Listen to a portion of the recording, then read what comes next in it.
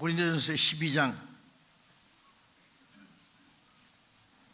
12절 13절을 같이 읽읍시다.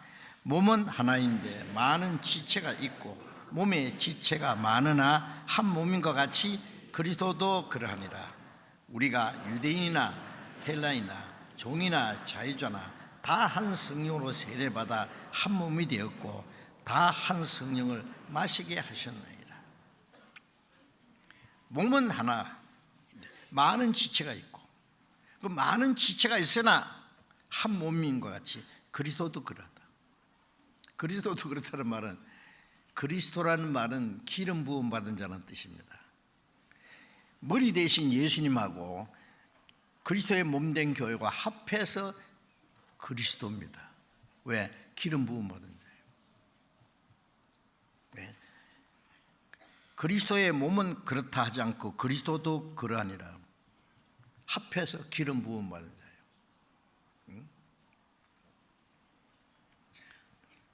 성령이 우리를 하나 되게 하시고 예수님하고 우리가 하나.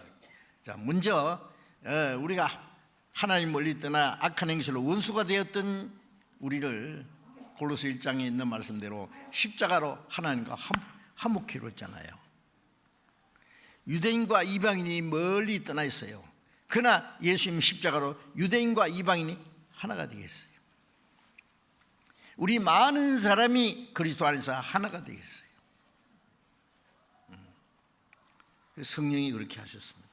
하나 되게 하시는 그 역사는 성령이 하시는 일입니다.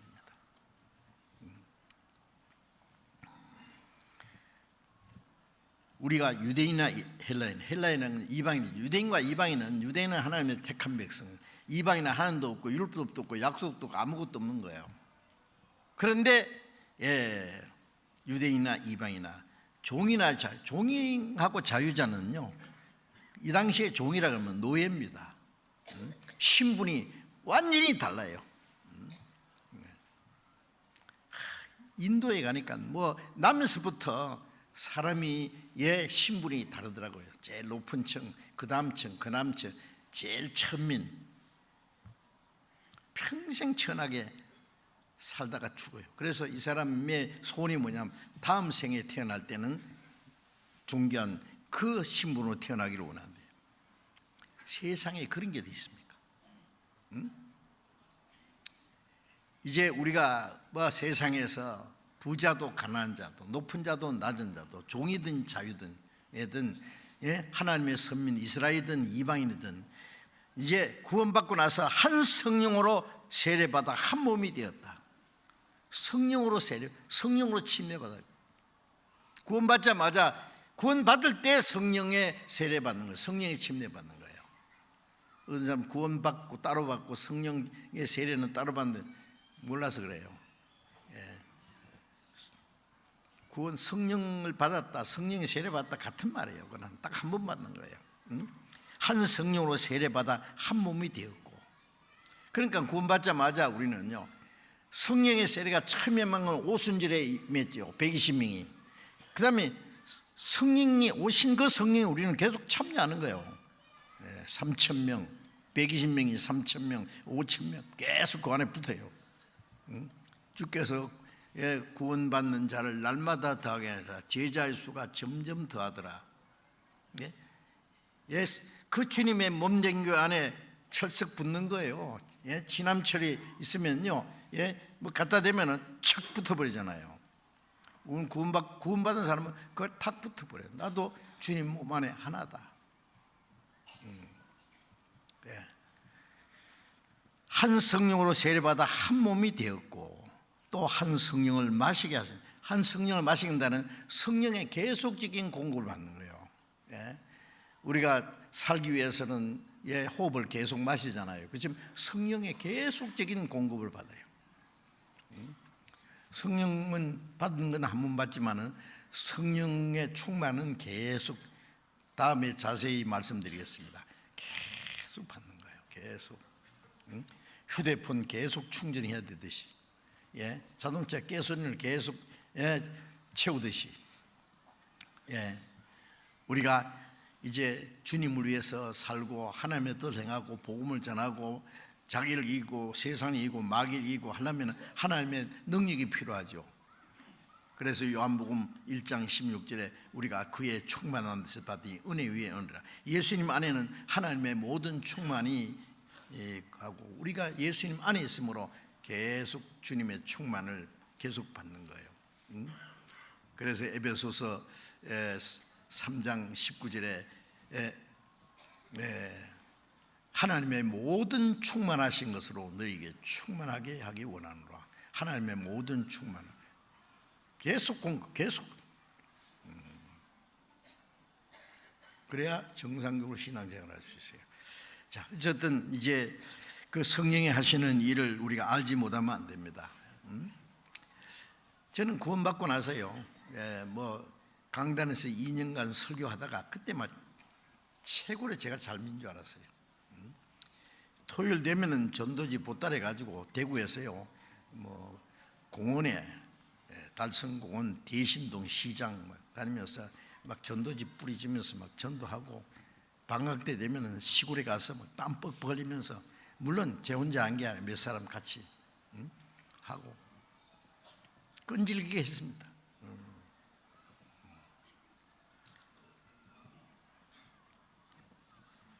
제가 믿음이 제일 좋은 줄 알았어요.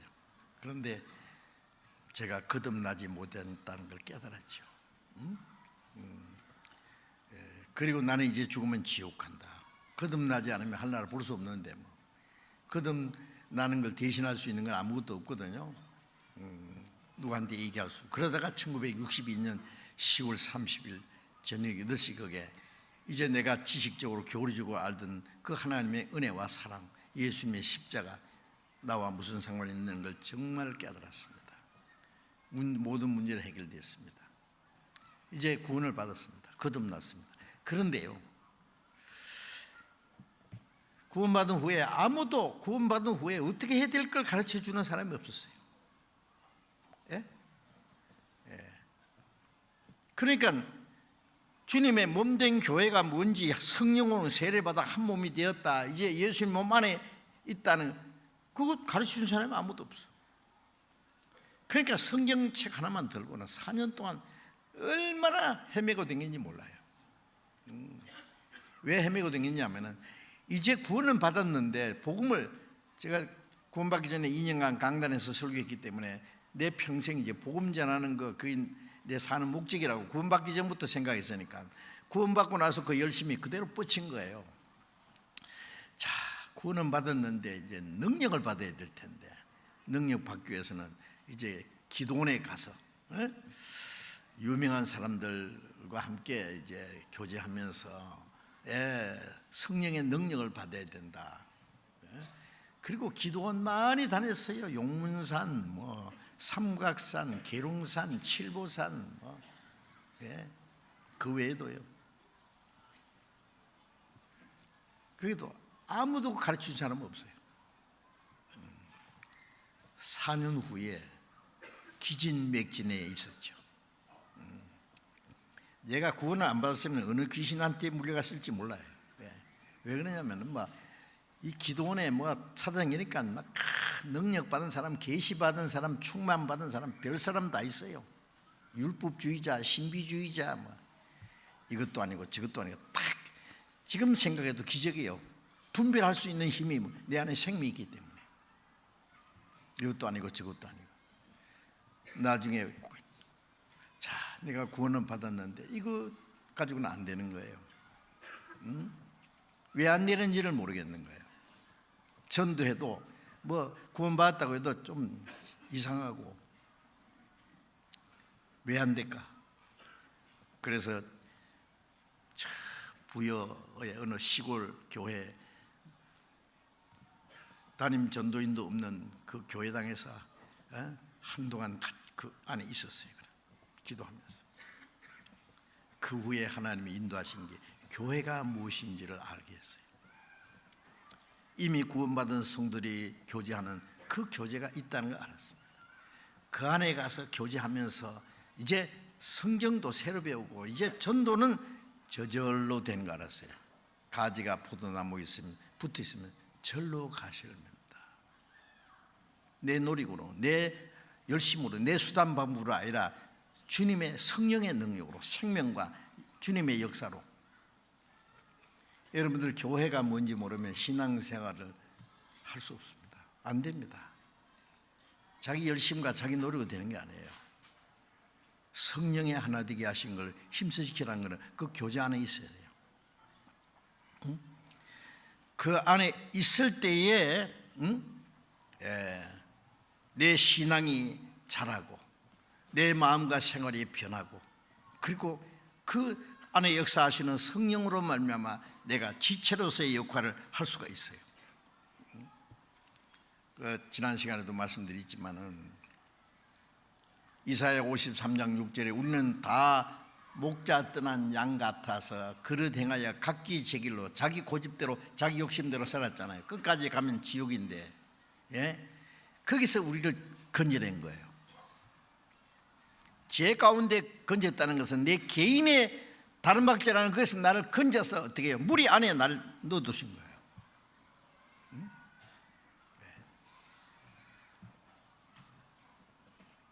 이제는 내 혼자가 아니에요. 어린아이가 태어나면은, 태어나자마자 혼자입니까?